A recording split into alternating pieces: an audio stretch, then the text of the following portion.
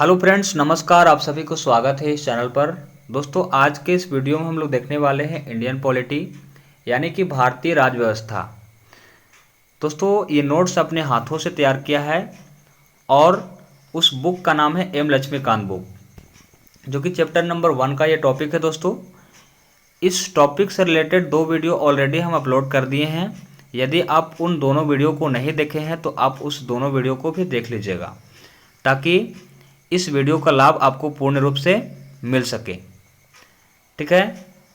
और दोस्तों, यदि आप इंडियन पॉलिटी में अगर कमज़ोर हैं और आपको इंडियन पॉलिटी समझ में नहीं आता है, तो बिल्कुल आप हमारे चैनल के साथ जुड़ जाइए और जुड़ करके अपने तैयारी को बेहतर बना सकते हैं और किसी भी कम्पिटिटिव एग्ज़ाम को आप क्रैक कर सकते हैं। ठीक है। तो चलिए दोस्तों, स्टार्ट करते हैं बिना किसी देर किए। और दोस्तों, स्टार्ट करने से पहले एक छोटी सी रिक्वेस्ट है कि यदि आप हमारे चैनल पर पहली बार आए हैं तो बिल्कुल चैनल को सब्सक्राइब कर ही लीजिएगा और बगल में जो बेल आइकन दिखाई देगा उसको भी ऑन कर लीजिएगा। इससे क्या होगा दोस्तों, कि इससे होगा कि जो भी वीडियो हम इस चैनल पर अपलोड करेंगे उसका नोटिफिकेशन आप तक मिलता रहेगा। ठीक है।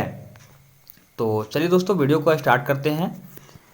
आज हम लोग पढ़ने वाले हैं भारत शासन अधिनियम 1935। दोस्तों, इससे पहले हम लोग क्या क्या पढ़ लिए थे, तो हम लोग पढ़ लिए थे कि किस तरह से अंग्रेज का आगमन हुआ भारत में और ईस्ट इंडिया कंपनी का शुरुआत किस तरह से हुआ, और इसके बाद ईस्ट इंडिया कंपनी का अंत किस तरह से हुआ।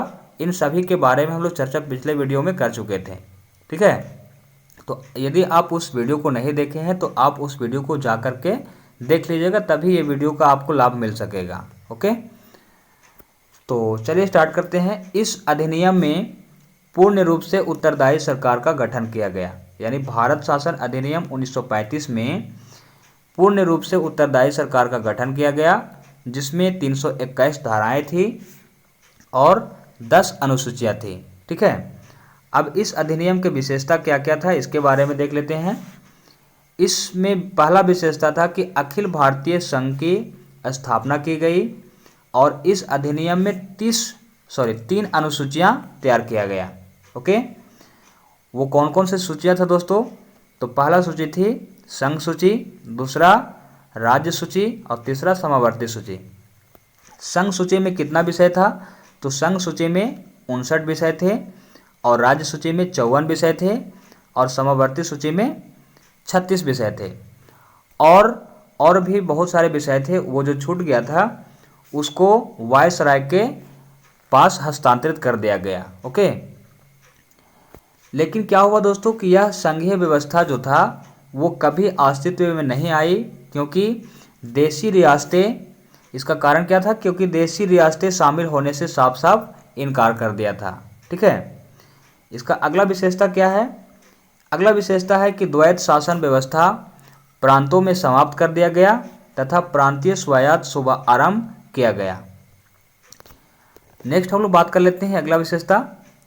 अगला विशेषता इसमें है कि केंद्र में द्वैत शासन प्रणाली का आरंभ किया गया, यानी केंद्र में जो भी शासन प्रणाली था वो द्वैत रूप से होने लगा, है ना। और 11 राज्यों में से 6 राज्यों में, जिसमें बंगाल, बम्बई और मद्रास, बिहार, संयुक्त प्रांत और असम में द्विसदनीय व्यवस्था का प्रारंभ किया गया। ओके। अगला विशेषता क्या था, अगला विशेषता था कि सांप्रदायिक प्रतिनिधित्व की व्यवस्था का विस्तार किया गया और 10% जनसंख्या का मत देने का अधिकार भी मिल गया, यानी जो भी देश में जनसंख्या रहते थे उसमें से सिर्फ 10% जनसंख्या को मत देने का अधिकार मिल गया। ठीक है। अगला विशेषता इसमें है कि मुद्रा और साख के नियंत्रण के लिए आरबीआई की स्थापना की गई। दोस्तों, आरबीआई की स्थापना कब की गई थी, तो इसको याद रखिएगा, 1 अप्रैल 1935 ईस्वी को आरबीआई की स्थापना यानी भारतीय रिजर्व बैंक की स्थापना किया गया था। ओके। अगला विशेषता इसमें है कि संघीय लोक सेवा आयोग, प्रांतीय सेवा आयोग और 2 या 2 से अधिक राज्यों को संयुक्त सेवा आयोग की स्थापना की गई, यानी कि संघीय लोक सेवा आयोग और प्रांतीय सेवा आयोग और 2 या 2 से अधिक राज्यों के लिए संयुक्त सेवा आयोग की स्थापना इस अधिनियम के तहत की गई। नेक्स्ट इसमें अगला विशेषता है 1937 में संघीय न्यायालय की स्थापना हुई। यानी संघीय न्यायालय की स्थापना कब हुई दोस्तों? तो याद रखिएगा 1937 ईस्वी में हुई थी। चलिए आगे हम लोग पढ़ लेते हैं भारतीय स्वतंत्रता अधिनियम 1947। अब इसमें क्या क्या हुआ था दोस्तों, इसके बारे में देखेंगे कि 20 फरवरी 1947 को प्रधानमंत्री क्लीमेंट एटली ने घोषणा कर दिया कि 30 जून 1948 तक भारत में ब्रिटिश शासन का समाप्त हो जाएगा। यानी ब्रिटिश शासन जो थे वो 30 जून 1948 तक ब्रिटिश शासन का अंत हो जाएगा और अंग्रेजों का यहाँ से पतन हो जाएगा। 3 जून 1947 को वायसराय लॉर्ड माउंटबेटन ने भारत के विभाजन की योजना पेश की, जिसे माउंटबेटन योजना भी कहा जाता है। ओके, अब इस अधिनियम का विशेषता था कि भारत में ब्रिटिश राज्य का समाप्ति हो गया और 15 अगस्त 1947 को भारत को स्वतंत्र और संप्रभु राष्ट्र घोषित कर दिया गया। ओके, अगला इसमें विशेषता है कि भारत और पाकिस्तान का विभाजन वायसराय के पद समाप्त कर दिया गया और गवर्नर जनरल का पद का सृजन फिर से किया गया। ठीक है, अगला इसमें विशेषता है कि देश के संविधान बनाने की शक्ति भी दी गई।